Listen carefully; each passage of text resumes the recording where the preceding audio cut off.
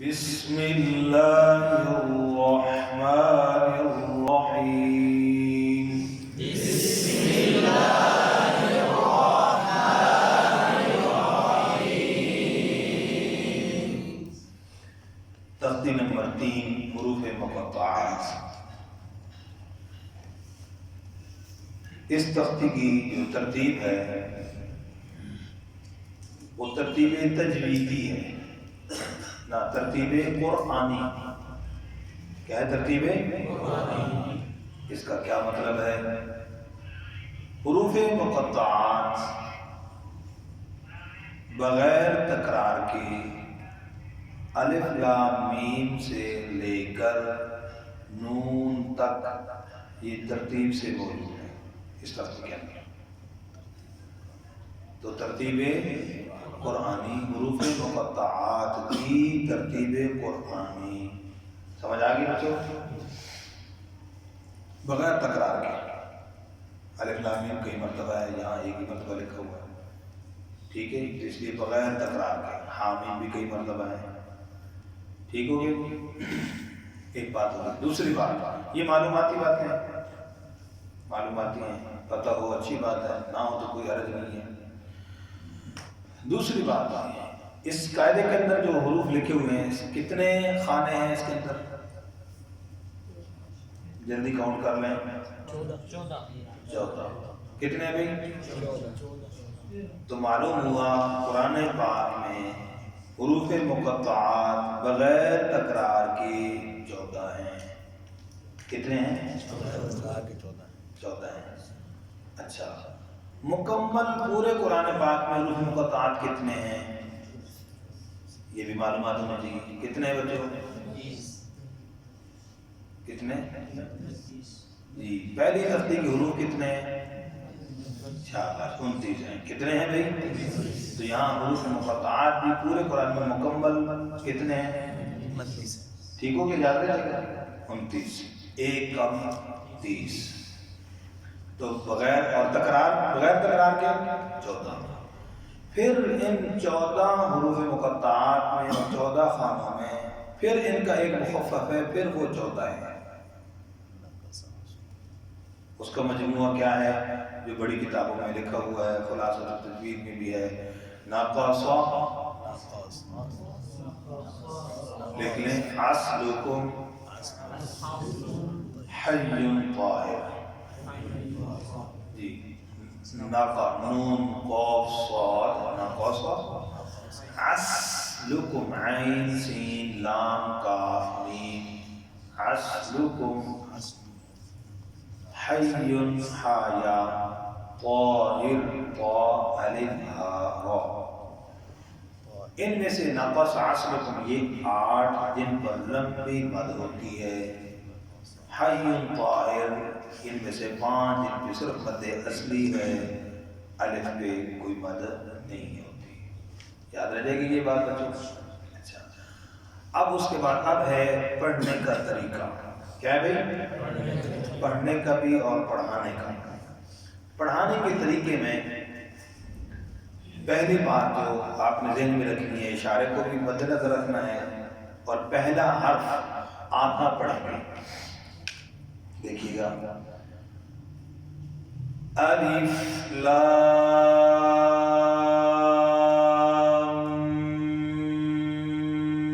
پڑھیے،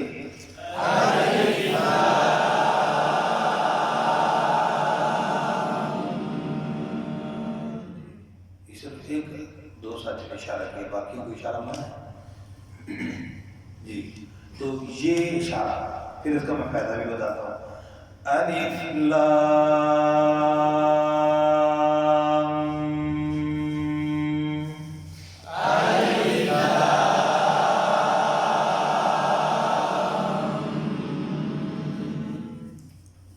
یہ میں نے یہاں پر اشارہ بیچ میں روکا کیوں ہے اور ہاتھ کا اشارہ کیوں بتایا ہے؟ روکا اس لیے ہے کہ جب ہم اکٹھا اس کو پڑھتے ہیں تو عموماً درمیان میں جو غنہ ہوتا ہے یہ رہ جاتا ہے۔ الف لام میم، یہ پڑھ دیا، الف لام میم، بیچ میں غنہ رہ جاتا ہے. ایک تو اس لیے روکا ہے تاکہ غننے کی عادت ڈلے، غننے پر توجہ آئے. دوسری بات، اب جو چھوٹا بچہ ہے جس کو آپ پڑھا رہے ہیں وہ جب غنہ کرتا ہے اس کو پتہ ہی کو نہیں غنہ ہوتا کیا.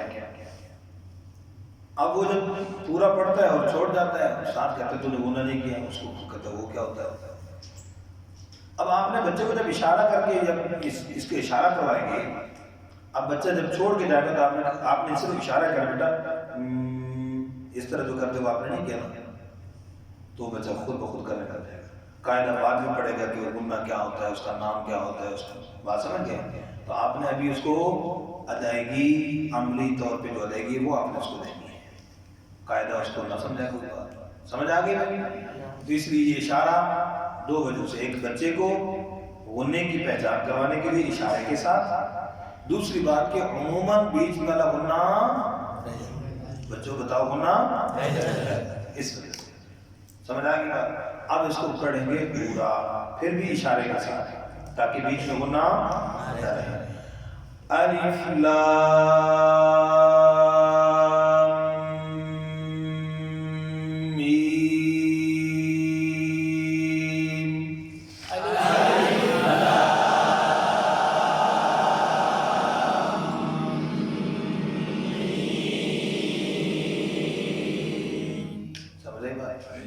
ابھی آپ کو اندازہ ہوگا یہاں پر انگلی رکھتے ہوئے کہ ابھی غنہ چھوٹنے لگا تھا، لیکن آپ کو مجھے دیکھ رہے تو آپ کو پتا چل کہ نہیں خاص صاحب کے ساتھ ہمیں پورا غنہ کرنا ہے. ٹھیک ہے جی. اگلا حرف پڑھنے لگے. اس کے اندر اسی طرح غنہ بھی ہے. پھر میم ختم کریں گے ساکن، تو اس کے بعد پھر صاد ہے. یہاں میم ساکن ہے جو درمیان والی صاد سے پہلے، اس پر بیچ میں بس اوقات غنہ ہو جاتا ہے، کبھی کلکلا ہو جاتا ہے، کبھی سکتہ ہو جاتا ہے. ممکنہ 3 غلطیاں ہیں، لیکن ہم صحیح پڑھیں گے. کیسے پڑھنا ہے؟ توجہ. الف لام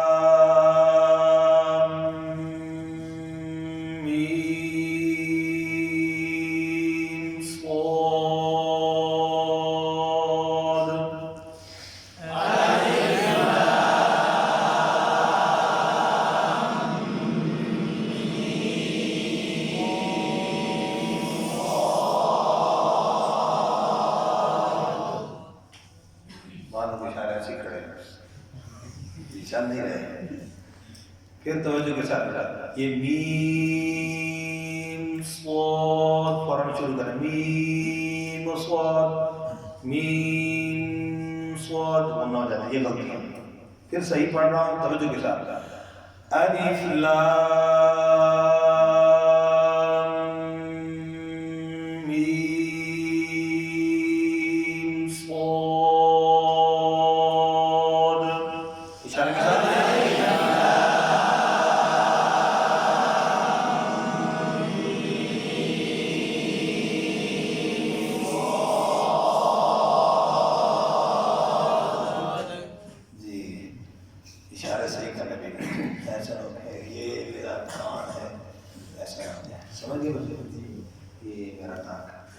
جی. تو سمجھ آ گئی بات.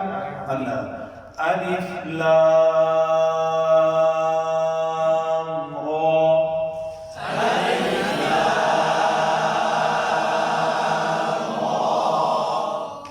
یہاں بھی ممکن ہے 3 غلطی. اب میں غلطی پڑھ کر بتا رہا ہوں. لام را کیا ہوا؟ کل کلا.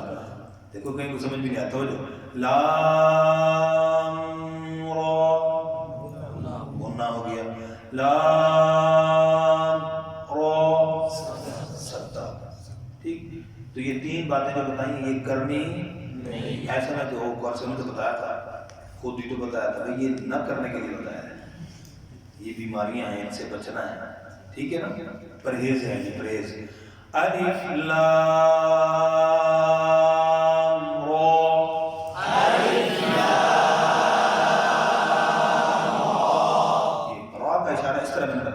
یہاں پر غلطی ہوتی ہے. را کے اندر اکثر را لمبا کرنا.